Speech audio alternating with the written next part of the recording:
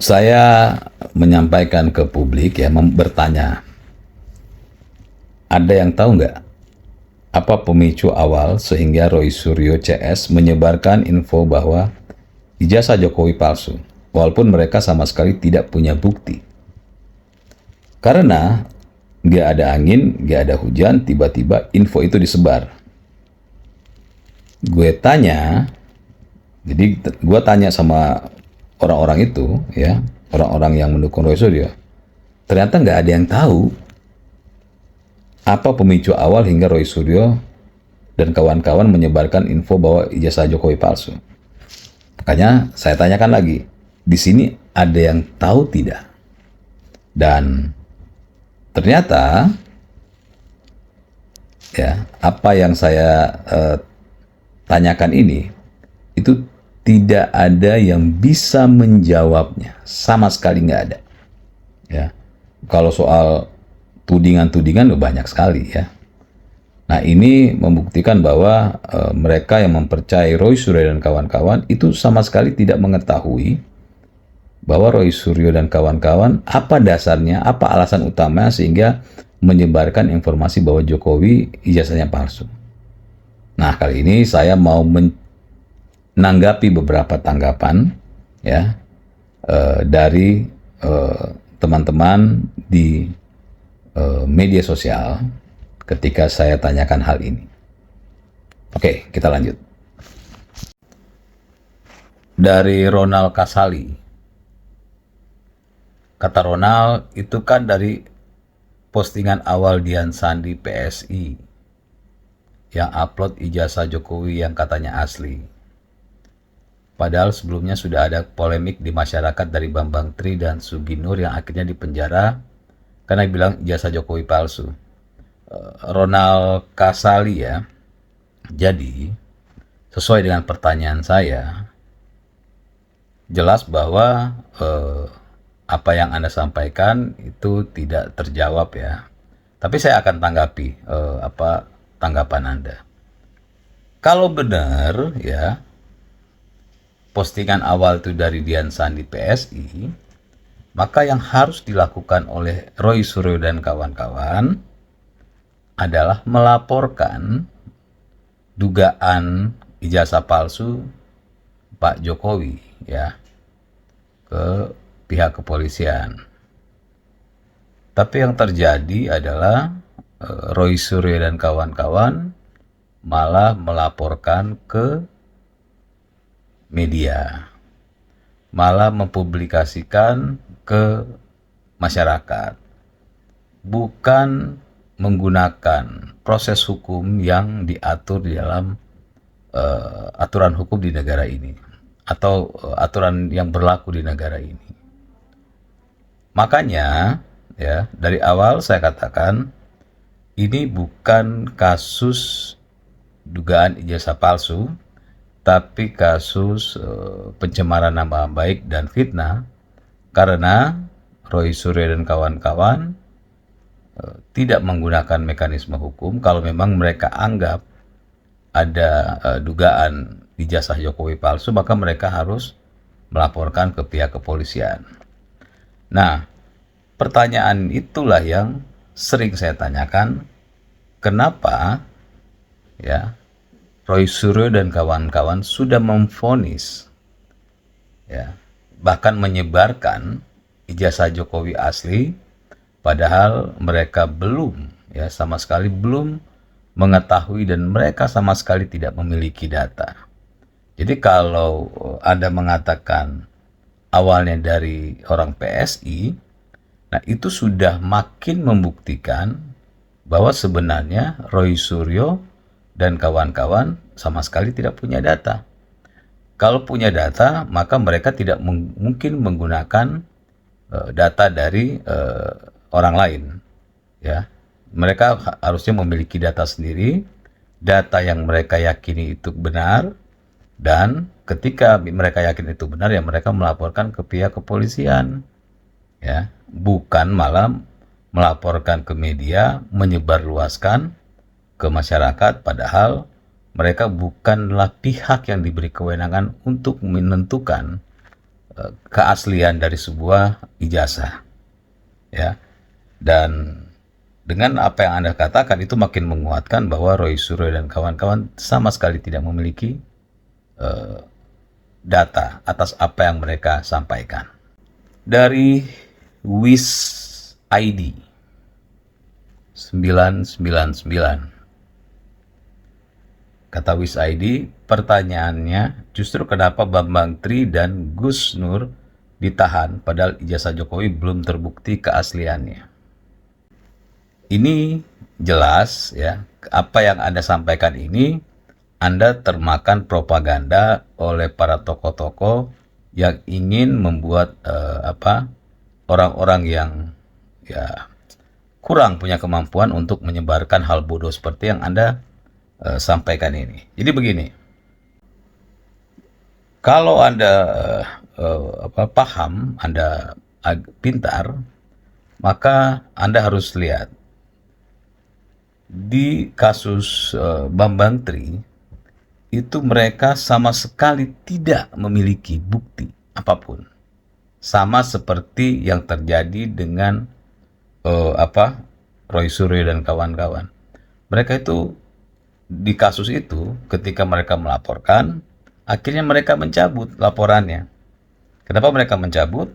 Karena mereka sama sekali Bambang Tri ini ya sama sekali tidak memiliki bukti ya atas apa yang mereka sampaikan, atas apa yang mereka tuduhkan kepada Pak Jokowi, sehingga mereka mencabut ya laporannya. Tapi masalahnya mereka sudah menyampaikan ke publik sama seperti Roy Suryo dan kawan-kawan. Jadi Roy Suryo dan kawan-kawan ini adalah Bambang Tri jilid 2. Yang membedakan adalah Bambang Tri sempat melaporkan, tapi kemudian mencabut. Kalau mencabut ya karena sama sekali mereka tidak memiliki bukti. Kalau Roy Suryo dan kawan-kawan, mereka tidak pernah melaporkan ya. Mereka hanya menuduh ya, melemparkan informasi ke publik dan ke media. Nah, perbedaannya di situ. Yang satu melapor tapi dicabut, yang satu tidak melapor. Persamaannya adalah Bambang Tri dan Roy Suryo dan kawan-kawan ini, kesamaannya adalah mereka sama sekali tidak memiliki bukti terkait apa yang mereka tuduhkan. Gitu ya. Jadi sesuai dengan apa yang saya tanyakan ya untuk hal ini, maka belum ada sama sekali jawaban atas pertanyaan saya gitu kan, apa asal muasalnya sehingga Roy Suryo dan kawan-kawan menuduh Jokowi menggunakan ijazah palsu. Ternyata tidak ada yang bisa menjawab, bahkan tanggap jawaban-jawaban yang disampaikan itu malah makin menguatkan bukti bahwa Roy Suryo dan kawan-kawan sama sekali tidak memiliki bukti apapun atas apa yang mereka tuduhkan. Bambang Tri akhirnya divonis masuk penjara ya atas apa yang dia tuduhkan tanpa bukti, maka kemungkinan besar Roy Suryo dan kawan-kawan akan dipenjara atas tuduhan mereka yang sama sekali tidak mereka dapat buktikan.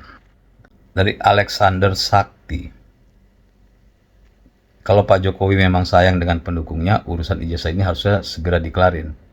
Pendukung Anda sudah lelah mengikuti kasus ini loh Pak. Alexander ya, apa yang Anda katakan itu benar bahwa harus segera dikelarkan ya, atau dikelarin ya, kalau bahasa Anda kan dikelarin. Ya memang harus segera dituntaskan. Makanya Roy Suryo dan kawan-kawan saat ini sudah dijadikan tersangka dan sudah harus segera diputuskan ya, sudah harus dipindahkan ya prosesnya ke pengadilan agar supaya sudah ada ketetapan hukum di mana Roy Suryo dan kawan-kawan ya harus membuktikan apa yang mereka tuduhkan ya.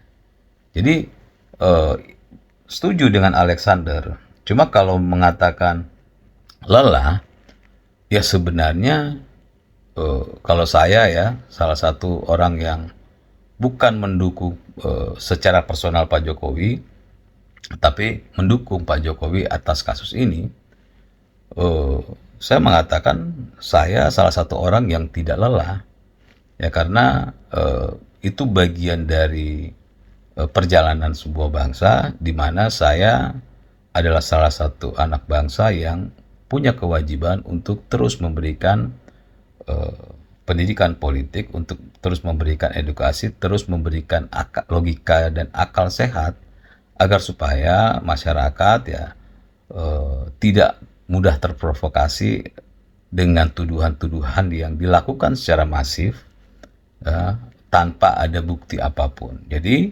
sesuai dengan apa yang Anda sampaikan, setuju. Makanya kita harus mendesak agar supaya proses hukum segera dilimpahkan ke pengadilan agar supaya hakim bisa memutuskan dan Roy Suryo bisa membuktikan apa yang mereka tuduhkan. Nah, kalau Pak Jokowi tentu pasif saja. Beliau tidak perlu menunjukkan apapun, membuktikan apapun, karena beliau adalah orang yang dituduh. Gitulah ya proses hukum kita, dan saya berharap segera pengadilan untuk memutuskan kasus ini. Dari Wisnu Satrio, mau bikin narasi apa saja bebas, tapi kalau sempat tonton juga sidang dikit, biar bikin narasinya nggak sia-sia. Kalau sidang yang di keep itu tidak sama sekali tidak mempengaruhi ya mempengaruhi laporan Pak Jokowi di kepolisian atau di Polda Metro Jaya terhadap Roy Suryo dan kawan-kawan. Itu sama sekali tidak berpengaruh apapun ya, karena keep itu bukan sesuatu yang bisa dijadikan alasan bagi Roy Suryo untuk bebas dari apa yang mereka sampaikan. Makanya saya katakan apa aja yang sebenarnya yang sedang berkembang sekarang ini itu selalu dijadikan oleh Roy Suryo dan kawan-kawan maupun pendukungnya untuk memberikan atau memframing ya bahwa Roy Suryo tidak bersalah. Jadi apapun ya ini seperti orang yang sedang tenggelam, apapun mereka lakukan. Padahal di depan mata kita sudah jelas bahwa Roy Suryo dan kawan-kawan sudah dijadikan tersangka. Di depan mata kita sudah jelas bahwa Roy Suryo dan kawan-kawan tidak memiliki bukti apapun atas tuduhan mereka.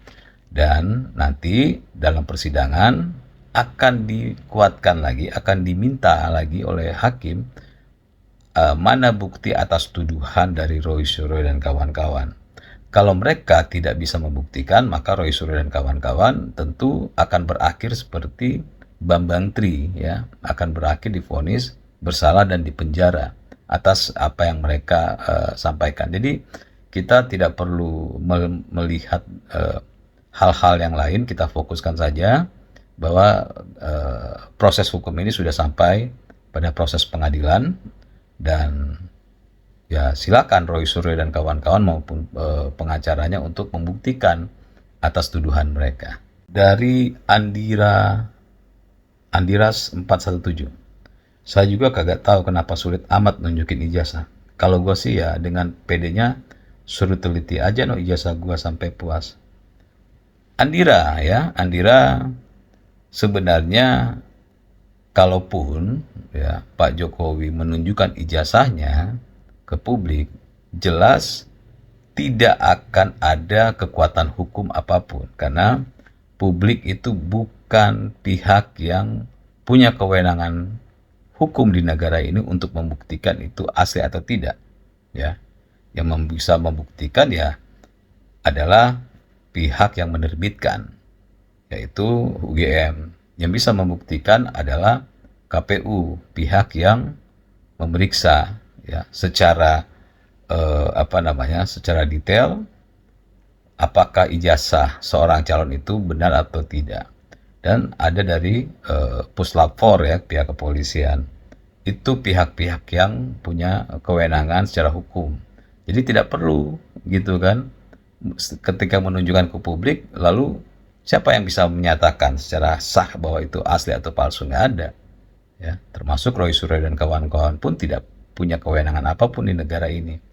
Nah, makanya salah satu yang punya kewenangan juga adalah pengadilan. Nah, ini sudah masuk di pengadilan. Tapi masalahnya ya adalah kasus Roy Suryo dan kawan-kawan ini bukan kasus ijazah palsu, tapi kasus pencemaran nama baik.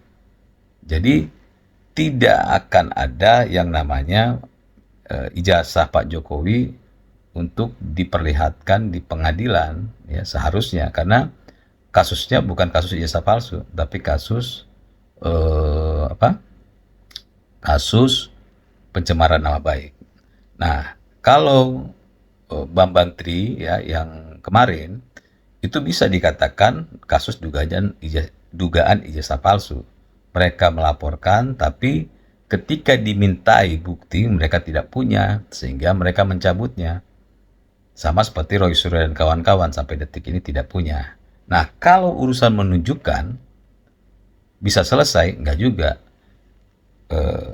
Mas Gibran ya itu sudah menunjukkan ijazahnya ke publik. Faktanya apa? Faktanya ketika sudah ditunjukkan ke publik tetap ya dibilang palsu.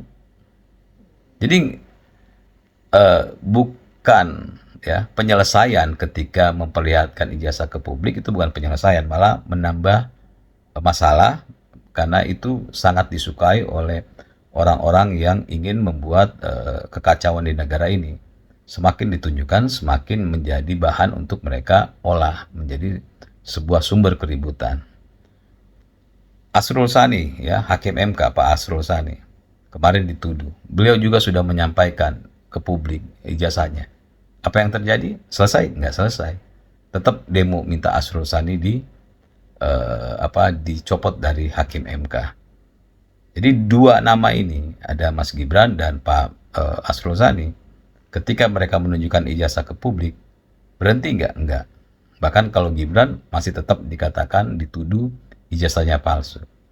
Jadi Andira, ketika Anda mengatakan sulit amat sih nunjukin ijazah ke publik, itu sudah bisa terbantahkan dengan kasus Gibran dan kasusnya Pak Asrul Sani. Semoga dapat dimengerti.